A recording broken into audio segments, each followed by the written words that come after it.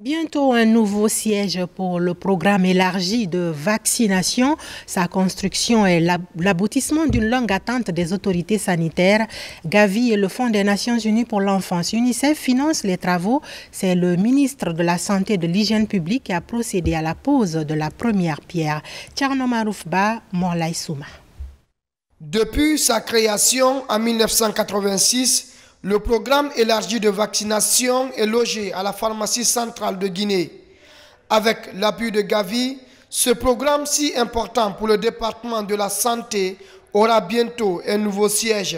Cette pose de la première pierre du nouveau siège du PEV est donc symbolique pour les nouvelles fondations du succès du PEV que vous êtes en train de poser pour des années à venir, pour atteindre tous les enfants de la Guinée avec la vaccination et pour rajouter plus de vaccins encore pour encore mieux protéger ces enfants.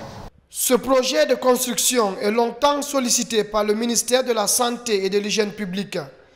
Il se concrétise après un constat des partenaires sur la vétusté des locaux qui abritent le programme en charge de la vaccination en Guinée. Coût de réalisation, $1 500 000 américains.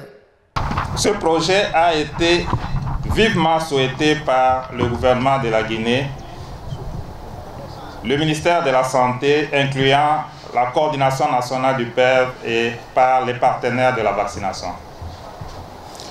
Il a été l'objet d'un temps de réflexion approfondie avec l'implication des partenaires d'appui à la vaccination, notamment Gavi, OMS et UNICEF.